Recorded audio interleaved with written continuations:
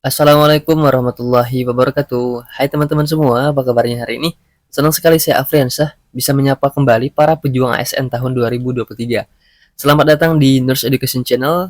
Buat kalian yang baru bergabung di channel ini, yuk bantu channel ini semakin berkembang dengan cara tekan tombol subscribe-nya sekarang juga. Karena subscribe itu gratis ya. Dan jangan lupa untuk tekan tombol like, share, dan komen sebanyak-banyaknya.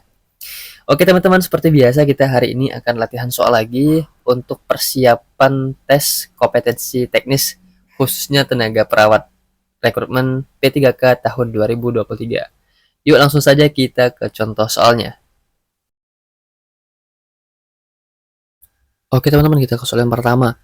Data dari pengkajian di dalam sebuah kelurahan menunjukkan terdapat 40% masyarakat terkena hipertensi dan 20% berusia produktif. 15% penderita stroke ringan, dan 10% masyarakat meminum alkohol dalam kesehariannya. Masyarakat juga biasa memakan makanan yang tinggi natrium seperti ikan asin. Perawat melakukan implementasi keperawatan dengan cara memberikan penyuluhan kesehatan kepada penderita hipertensi. Apakah hasil evaluasi dari implementasi pada kasus di atas? A. Penderita hipertensi mengalami kesembuhan. B. Mengetahui penurunan berat badan dilakukan. C. Masyarakat memahami pola makan yang sehat. D. Penderita hipertensi, pembatasan konsumsi alkohol.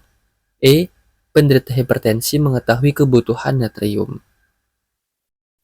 Baik teman-teman, di soalan pertama di sini berkaitan dengan bentuk evaluasi dari implementasi keperawatan di sebuah komunitas. Nah, di soal dikatakan bahwa perawat ini telah melakukan penyuluhan kesehatan kepada penderita hipertensi. Jadi fokus di soal di sini adalah penderita hipertensi. Karena masyarakatnya ini 40%-nya mengalami hipertensi. Yang dimana 15%-nya adalah penderita stroke ringan, ya, dan 25% 25% berusia produktif. Dan di dalam kesehariannya masyarakatnya ini biasa memakan makanan yang tinggi natrium seperti ikan asin. Oke, nah di sini perawat telah melakukan implementasi keperawatan berupa penyuluhan kesehatan kepada penderita hipertensi. Nah, jadi salah satu bentuk evaluasi dari implementasi tersebut adalah penderita hipertensi mengetahui kebutuhan natrium, ya. Sehingga jawaban tepat di soal yang pertama adalah yang E, yaitu penderita hipertensi mengetahui kebutuhan natrium, ya. Karena fokus kita di sini adalah penyuluhan kesehatan kepada penderita hipertensi, ya. Nah, sekarang kita lihat option A, penderita hipertensi mengalami kesembuhan. Ini kurang tepat teman-teman, ya, karena datanya di sini adalah penyuluhan kesehatan kepada penderita hipertensi yang berkenaan dengan gizi, ya, lebih tepatnya. Option B, mengetahui penurunan berat badan dilakukan. Nah, ini kurang tepat karena tidak fokus kepada hipertensinya. Option C, masyarakat memahami pola makan yang sehat. Nah, ini kurang tepat, ya, karena perawat melakukan penyuluhan kesehatannya kepada penderita hipertensi saja, ya, bukan kepada masyarakat umum. Option D, penderita hipertensi melakukan pembatasan konsumsi alkohol. Nah, ini kurang tepat teman-teman, ya, karena fokus di sini adalah kebiasaan memakan makanan yang tinggi natrium seperti ikan asin, ya. Oke teman-teman, sekarang kita lanjut ke soal berikutnya.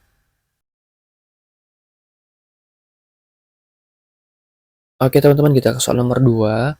Seorang perawat laki-laki berusia 25 tahun melakukan observasi di pabrik asbes dan mendapatkan data 60% pegawai yang tidak menggunakan alat perlindungan diri dan mereka tidak mengetahui dampak yang terjadi akibat dari tindakan tersebut. Apakah tindakan keperawatan yang dilakukan pada kasus di atas? A. Preventif penyakit akibat kerja. B. Membuat rencana penyuluhan K3. C. Perencanaan program kesehatan kerja. D. Pemeriksaan kesehatan secara berkala. Atau E. Mengikuti anjuran manajemen perusahaan. Baik teman-teman, soal nomor 2 berkaitan dengan implementasi keperawatan atau tindakan keperawatan. Nah, karena di soal dikatakan bahwa terdapat 60% pegawai yang tidak menggunakan APD dalam bekerja dan mereka juga mengatakan tidak mengetahui dampak yang terjadi akibat dari tidak menggunakan APD tersebut.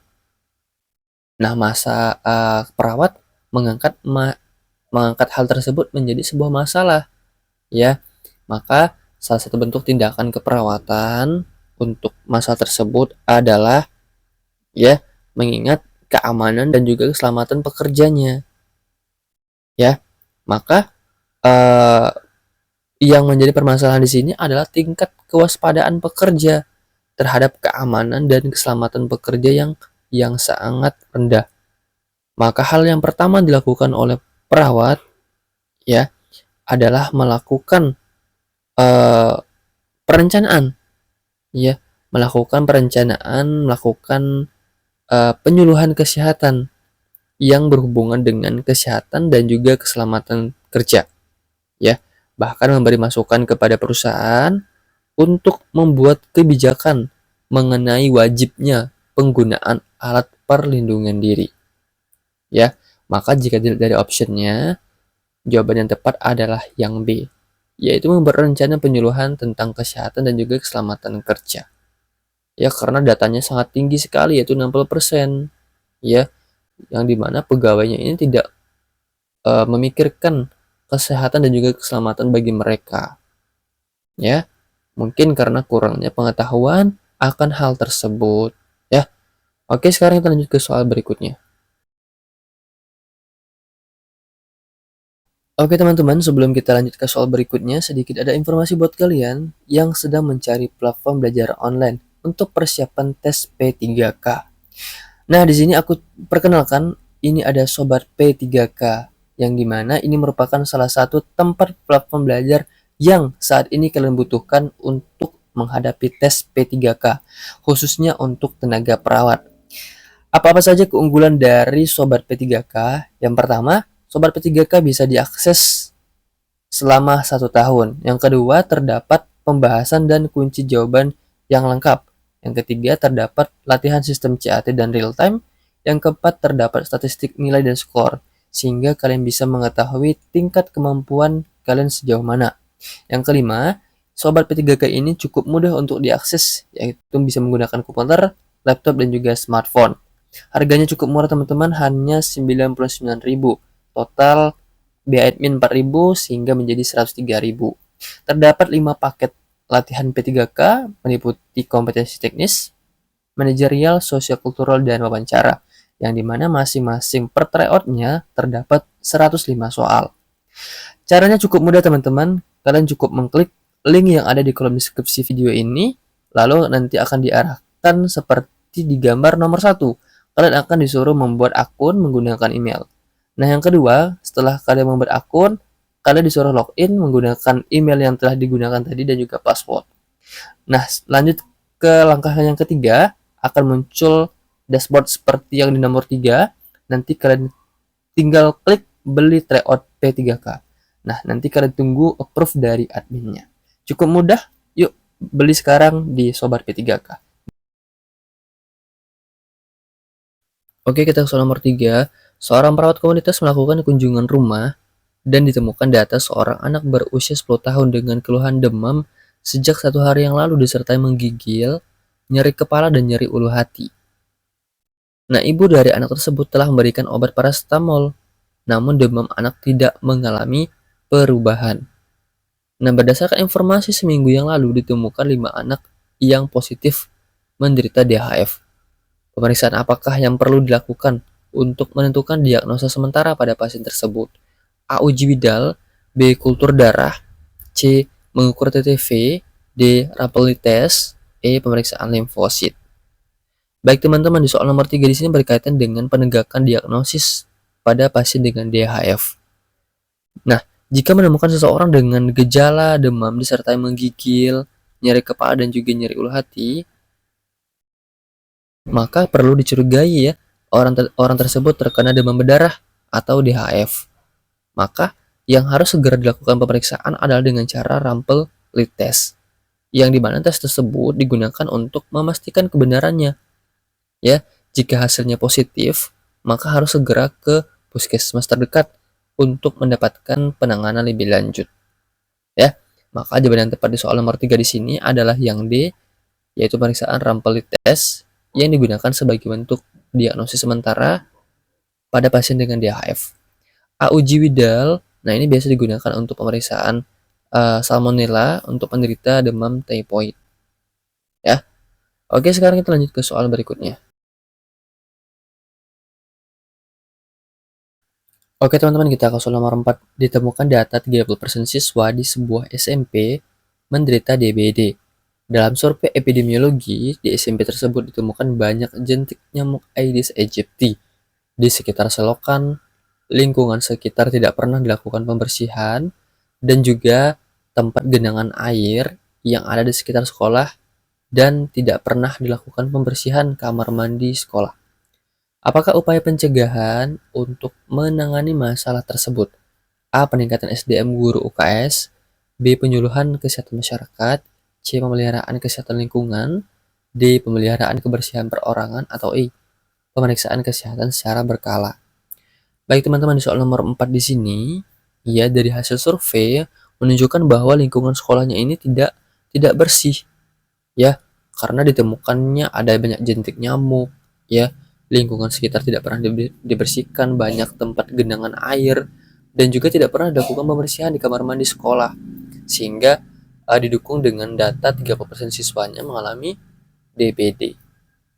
Nah, maka dengan adanya lingkungan sekolah yang tidak bersih ini, maka berpotensi tumbuhnya jentik nyamuk Aedes aegypti yang merupakan jenis nyamuk yang menyebabkan DBD. Nah, maka langkah yang tepat untuk melakukan upaya pencegahan menangani masalah tersebut adalah melakukan pembersihan atau kerja bakti, ya, sebagai bentuk pemeliharaan kesehatan lingkungan bersama pihak sekolah dan juga para murid-murid, ya. Maka jawaban yang tepat di soal nomor 4 di sini adalah yang C, yaitu pemeliharaan kesehatan lingkungan. Oke, sekarang kita lanjut ke soal berikutnya. Oke teman-teman, kita ke soal nomor 5. Seorang perawat melakukan kunjungan ke suatu posyandu. Hasil kunjungan sebagian besar balita tersebut menunjukkan tanda-tanda kurang gizi. Pelayanan di meja 5 posyandu tampak tidak berfungsi, dan penyuluhan terkait gizi untuk para ibu yang datang membawa balita tidak dilakukan oleh kader. Apakah komponen pengkajian yang dilakukan oleh perawat dalam komunitas? A. Pendidikan. B. Komunikasi. C. Lingkungan fisik. D. Keamanan dan transportasi. Atau E. Pelayanan kesehatan dan sosial. Baik teman-teman, di soal nomor 5 ini ya, berkaitan dengan proses pengkajian yang ada di komunitas. Nah, terdapat beberapa jenis proses pengkajian di dalam komunitas. Ada data inti dari komunitas dan juga ada data subsistem yang ada di dalam komunitas. Nah, jika melihat dari kasus soalnya, ini lebih mengarah kepada data subsistem komunitas, yaitu yaitu data tentang pelayanan kesehatan dan juga sosial. Nah, karena pada proses pengkajian data pelayanan kesehatan dan sosial yang dikaji adalah puskesmas, ya puskesmas, klinik atau rumah sakit, fasilitas di dalam puskesmas, pelayanan kesehatan emergensi, ya, pelayanan posyandu, imunisasi.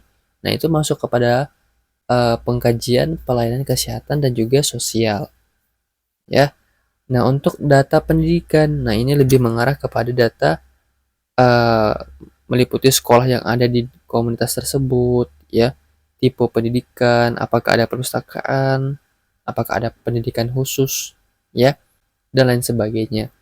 Dan komunikasi. Nah, komunikasi di dalam komunitas, ya, data yang dikumpulkan ini berkaitan dengan komunikasi formal atau komunikasi informal seperti halnya surat kabar, ya, radio, televisi, telepon, ya, atau papan pengumuman sebagai bentuk komunikasi yang digunakan di komunitas tersebut. Dan lingkungan fisik. Nah, lingkungan fisik ini seperti halnya kita melakukan pemeriksaan menggunakan panca indera, ya, meliputi pemeriksaan layanan transportasi, ya, apakah ada tempat pasar, tempat bertemu, ya, dan juga melakukan pendengaran dari masyarakat tersebut, seperti halnya sanitasi lingkungan, tempat fasilitas bisnis dan juga rumah ibadah. Nah, semuanya kita kita lakukan ini di lingkungan fisik, seperti halnya pemeriksaan inspeksi, palpasi, auskultasi, ya. Option D, keamanan dan transportasi. Nah, ini lebih mengarah kepada penggunaan masyarakat di komunitas tersebut tentang alat transportasi penduduk yang digunakan, ya. Apakah menggunakan bis, angkot, ya, apakah menggunakan transportasi privat, ya, nah, dan lain sebagainya. Nah, sekarang kita balik pada soal bahwa yang dilakukan pada perawat komunitas ini berkaitan dengan komponen pengkajian berkenaan dengan pelayanan kesehatan dan juga sosial. Oke teman-teman, sekarang kita lanjut ke soal berikutnya. Baik teman-teman, tidak terasa sudah di akhir video. Terima kasih buat kalian yang telah menonton video ini sampai selesai. Semoga adanya video ini bisa membantu teman-teman semua untuk mempersiapkan diri untuk tes P3K dan juga PNS. Semoga kalian bisa lulus dengan nilai yang memuaskan dan dengan pilihan penempatan masing-masing. Terima kasih. Assalamualaikum warahmatullahi wabarakatuh.